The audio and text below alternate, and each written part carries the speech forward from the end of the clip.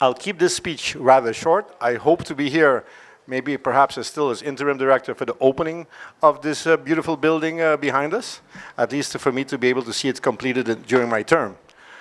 For us, for SZV, we are also very proud to be here this afternoon for this historical moment, but more because with this beautiful building behind us, SZV has finally been able to settle with the government of St. Martin, which also brings us in good standing with our accountant. The second part why I'm very proud to be here is this is a beautiful investment for SZV and for the customers registered by SZV. We are actually taking the money and investing it into a building where we will be able to get a nice return of 6% net on the investment which we are putting into this project. This afternoon, I will be signing with at least the first 3 contractors, and we will be following the policies and procedures of the procurement of SZV, meaning that we are going to work to be able to get the guarantees and the warranties that were first established by these contractors with this building so that we can take care of continuity of something that was stopped many, many, many years ago. As I said, I would like to keep this very short. Before ending though, I would like to thank government, especially Mr. Minister Richard Gibson. Believe me, he will say it in just a while. Those negotiations were tough, but we reached a final settlement. Minister Lee, my boss, who together with him, we're making sure that we're following this program so that we can complete this building within the standards. And the new customer, Minister William Marlin, who will be the proud owner as facilities person responsible for this building. Last but not least, my SZV team. While we have been working behind the scenes to do what we're doing today, they have been putting a lot of hours to make sure that this will be completed within short. A Gordian knot. This building was locked up in a Gordian knot. A Gordian knot is a knot that is almost impossible to untangle. It has been untangled. I know that citizens have passed this building, admired its grandeur, its architecture, and realized that we'd spent millions and millions of guilders over the years to erect it. But then they scratch their head and says, well, how come it's not being used? Well, it was not being used because it was tied up in a Gordian knot.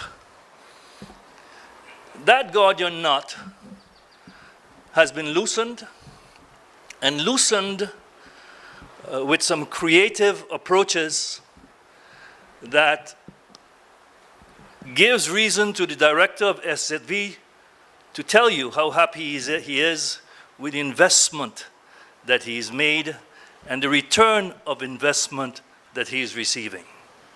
But I got to tell you too, on behalf of the government, that the Minister of Finance and the Council of Ministers are also extremely happy with loosening of this Gordian knot, because this Gordian knot, according to projections, would add every month 300,000 guilders in savings to the government. We have a lot of Gordian knots, and it's going to take quite some time in unraveling and untangling these Gordian knots.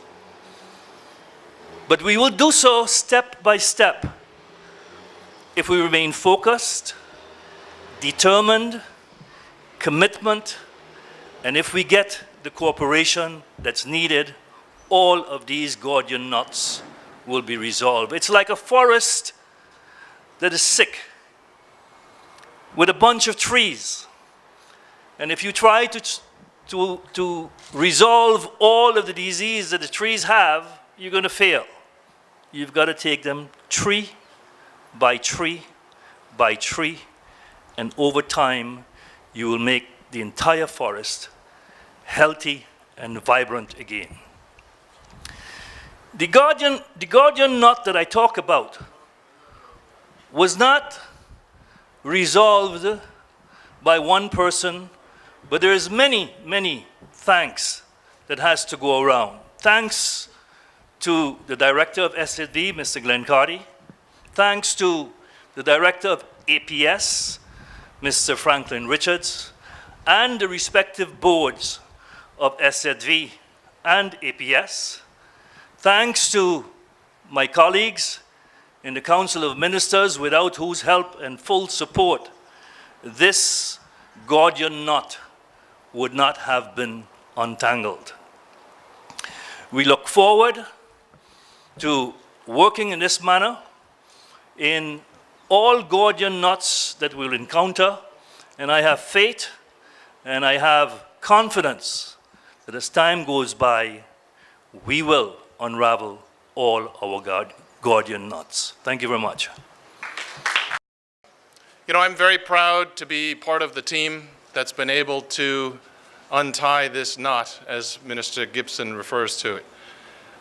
You know, this is a building that I've seen erected and stand empty and unused for many, many years. And as most of us citizens know, it's criminal if you're renting a place and you're building a place and you haven't ever finished the place to move into. Very few people can afford the carrying costs of new construction and to pay rent at the same time. So untying this knot and freeing up the financial resources for the country, I think, is an important step moving forward. You know, the minister is, I think, quite a humble person. As a novice to politics, and as I've watched him maneuver how he's managed to put this deal together, Minister Gibson, the Prime Minister, and Glenn Carty, I think they deserve special recognition for their efforts, because really without their commitment and also their willingness to take some risks and take some chances to say, you know, look, this is something that needs to be done, and you know, putting their reputation, their name behind it, I think without their efforts, we wouldn't be standing here today, unfortunately. But that said, it's also a team effort. I mean, I sat through the budget debates and saw how simple thing like not being able to pass the budget would have translated into this project also not happening. So I think it's very important to remember that as you look at this coalition, this is an effort that comes across party lines. This is an effort that everybody has put their commitment into making sure that this happens and that this is a reality and that it's in the best interests for the people of this country. My role now as Minister of VSR is, as Glenn puts it, as his boss, is to make sure that SZV manages its investments well, make sure that it is fiscally responsible, that it is transparent. The team, their building team, has been put in place already. The building team, in good faith, has been working on the belief that this administration building project would continue. So there's a team that's already been at work in terms of reviewing old contracts, looking at what's been done, looking at how can we restore guarantees that were put into place with previous agreements, how we can restore those going forward, who brings value to the table. And so this team has been working on all of these already, and actually what you're seeing is the culmination of that effort. And there's still more things that need to be worked on, but this is the start, and this will allow much of the important work that needs to start here at the administration building to proceed. So, thank you very much. In my case, it's like moving from owning and then renting. The building belonged to government, and the Prime Minister in charge of facility management was in charge of the building. However, because of the arrangement that we have made to solve the problems that existed on a going forward basis, the debt to SZV and APS, and also the fact that government had not been able to complete the building to have it ready to move in and occupy, the win-win-win situation was negotiated. So at the end of the day, you go from owning to now becoming the tenant. In that realm, it is important that there is a coordination between the government, who will be occupying the building, and the new landlord, SZV, who will own the building. To that end, part of the not so much only building team, but also in charge of bearing responsibility for government as to where this tile will go and where that bowl will be and where this window will and will not be, who will sit in this office, how much space they would need, how much plugs, how many outlets, who will move on Monday, who will move on Tuesday. None other than Mr. Erno Labega, who has practically been setting up shop here along with Glenn and other members of the building team.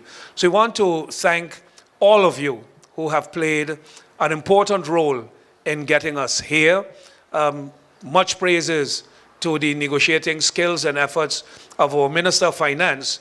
He did not rudely leave, but he has to catch a flight this afternoon, and hopefully for once Rensselaer will be on time after quite some hiccups over the past weeks. But that is why he had to leave in a rush.